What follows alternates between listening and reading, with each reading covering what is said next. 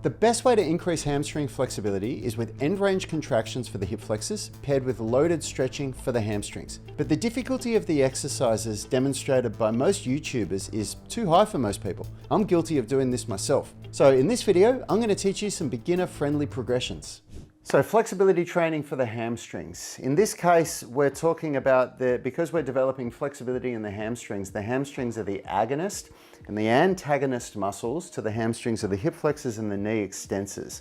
So when we talk about antagonistic muscle end range contractions, we're talking about the muscles that are antagonistic to the muscle that we're trying to develop flexibility in. And the reason why doing an antagonist muscle end range contraction works so well for developing flexibility is that it actually hacks the nervous system by making it virtually impossible to contract the hamstring at the same time as you're contracting the hip flexors. And what that does is that gives you an immediate improvement in flexibility, because what's limiting you from being able to, bend forward like I did at the start of this video, it's not that you have tight muscles, it's that you have a really well-developed set of neural inhibitors that are preventing you from going to that range of motion to protect you from injury. And what we're doing with our flexibility training is that we're trying to remove those inhibitors. So, you're here because you can't do those seated pike compression lifts that you see a lot of people doing in flexibility videos. So all we need to understand is how can we regress this and still activate those muscles at end range. And the first thing that you can do is basically bend the knee, because the hamstring crosses the knee and the hip.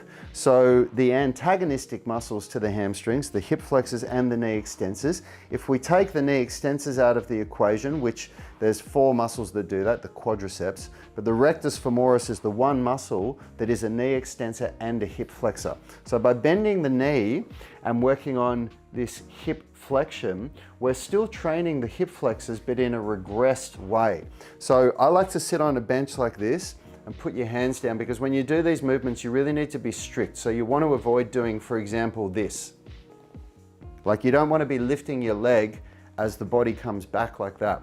What you want to be doing is getting really strict with where you can sit and lifting the leg as high as you can. Now, for some of you, that's going to be enough.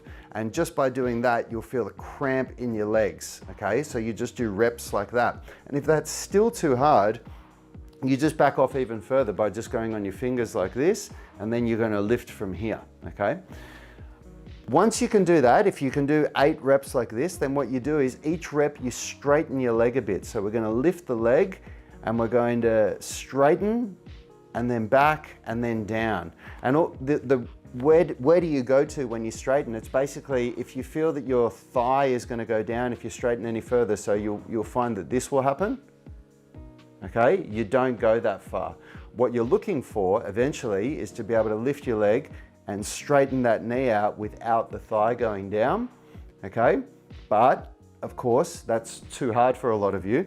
So what your set might look like is lifting, straightening, feeling like if you go further than that, you're gonna lower the thigh, back down, and then down. And once you can do 8 reps like that, the next step would be that you don't lower the leg. So you're just doing this, okay? And then the next step would be that we're going to straighten the leg all the way on each rep. And then the last stage, you'd do holds. So at the end progression, what you'd end up doing is lifting the leg, holding for 10 seconds, back, down, and then you do it again. And it's very challenging. Like, by the time you get to that point where you have your hands on the bench, straightening the leg out for 10 seconds, doing 3 reps like that, once you can do that, you'll be ready to go down on the ground and move to a more challenging progression. So we'll do 8 reps of that, and then what we're going to do is we're going to do a loaded pancake, but we're going to be doing an elevated pancake. And we're going to be, I'll explain how you can regress this. So the amount of weight you use is completely dependent on your strength and capability. Because I've been doing loaded stretching for quite a while now, this is 15 kilograms, 35 pounds. This is very easy for me. I'll do this movement with 25 kilograms, so 44 or 55 pounds, whatever that is in pounds.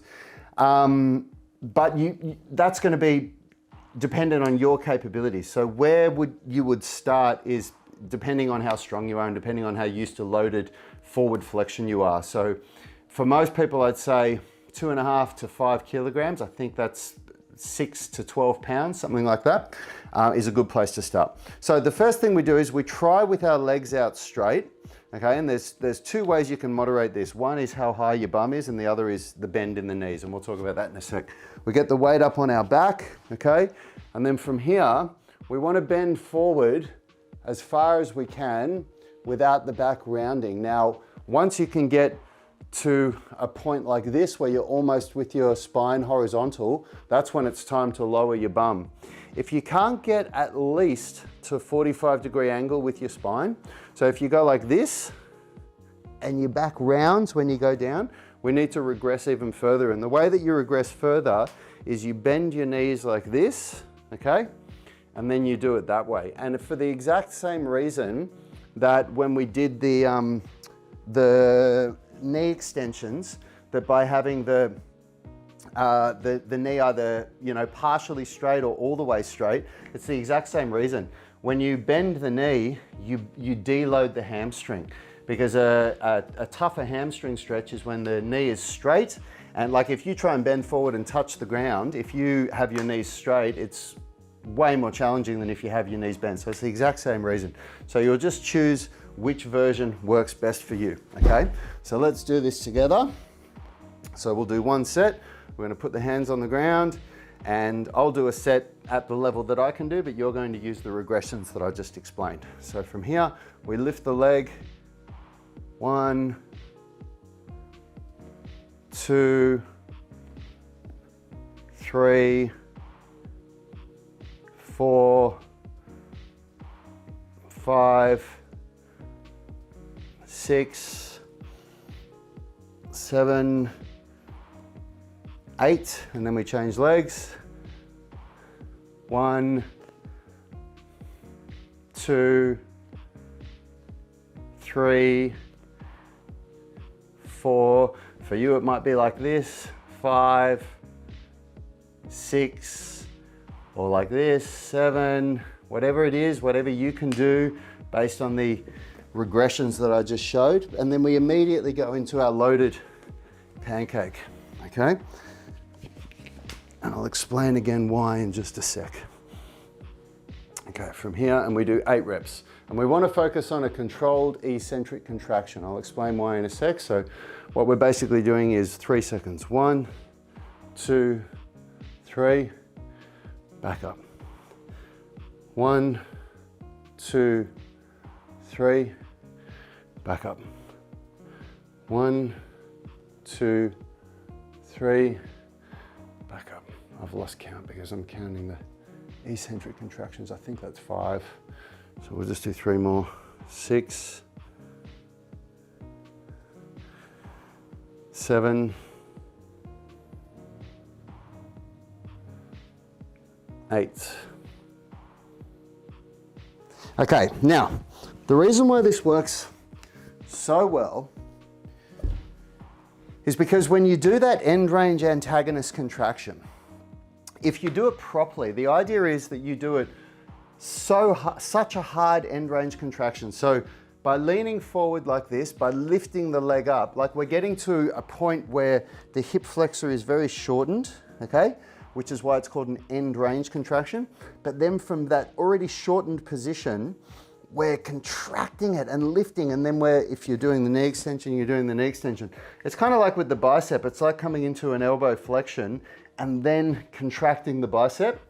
So what that does is, there's these sensory systems in the body, and there's many sensory systems in the body, but one of them is designed to detect when a load is too much for us. And what it does is when it detects that a load is too much, it shuts down the body's ability to contract muscles to protect itself, so that you don't walk up to, you know, a car and try to pick it up and your body tries and tears the muscles or tears ligaments or whatever in the process. The body just goes, nah, this is too much. We're not even going to try for this one.